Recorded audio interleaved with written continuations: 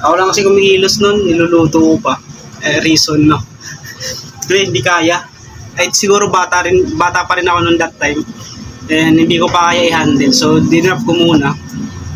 And again, nag-try ulit ako ng panibagong paninda. So, kwentuhan muna tayo habang nagkakape.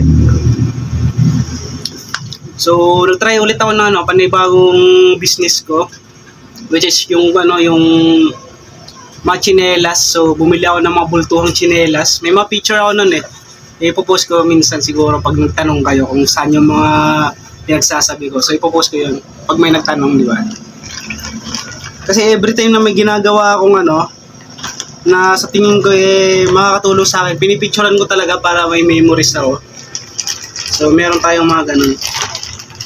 Tapos yung tsinelas, umabot siya ng 1 year and hindi rin nag-click.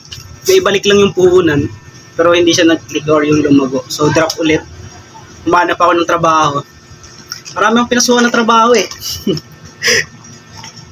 Puro terminated. Putang ina. Di ko alam kung di ko alam kung sa ugali ko ba yun.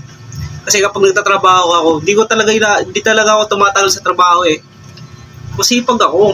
Di ako tamad. Di talaga tumatagal sa trabaho. Umabot lang siguro ng pinakamatagal 4 months.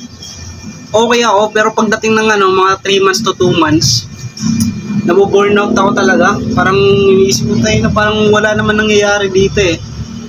Pabalik-balik lang. Gusto ko kasi every month may na-challenge ako. Hindi ko alam bakit ganun. So, ayun, pag na-burnout ako or parang feeling ko, alam ko na yung isang bagay. Tapos parang paulit-ulit na lang yung nangyayari yun. Papasok, gagawin yung ganung bagay. Parang di na ako na-challenge. So, ginagawa ko, uma-absent ako. Tapos, yun, terminate o kaya awol or resign yun. Tapos, pag nakaipon ng pera, try ulit ng panibagong business. Tapos pag hindi nag-click, trabaho ulit.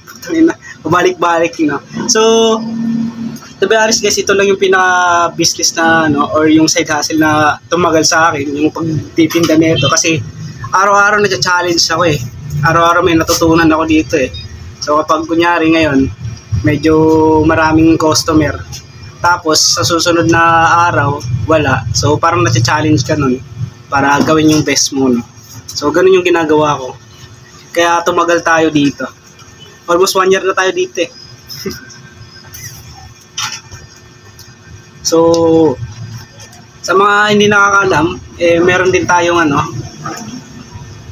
kasi yung sa gym, dati tayong nag-gym. So, kung makikita nyo sa mga videos natin, may mga gym videos tayo. So, pinasok ko rin yung pagbebenta ng mga alam mo yung pampalaki ng katawan, whey protein, tsaka mga amino, mga ganun. So, pinasok natin yung sa pagbebenta, no?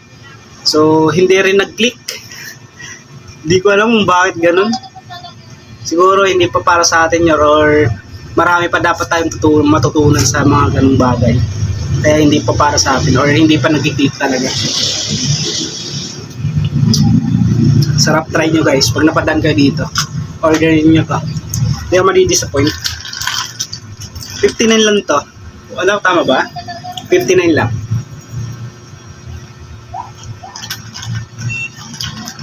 Nagtrabaho rin ako sa paggawa ng biscuit. And ganun na yung nangyayari, parang nagiging loop lang. Kapag alam mo na yung isang bagay, parang di na ako ginaganahan. Masaya lang pag mga nasa around 1 to 3 months. Pagdating ng 3 months, wala na. Feeling ko nabuburn out na ako or parang alam mo na yung isang bagay, parang ayaw ko na nito. Gusto ko ng iba naman. So yun, nagbaback out ako or tumitigil ako. Since wala naman tayong asawa or pinapakain mga anak mo.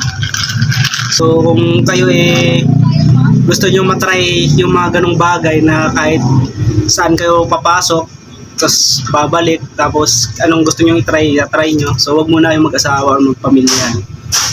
Kasi pag may pamilya na kayo, pag tumigil kayo doon, tigil din yung parang babagsak yung pamilya doon. I mean yung parang pag bumagsak ka kasama yung pamilya mo, di ba? Parang gano'n. Kaya wag kayong magpapamilya muna or mag-aasawa kapag gusto nyo i-explore yung buhay.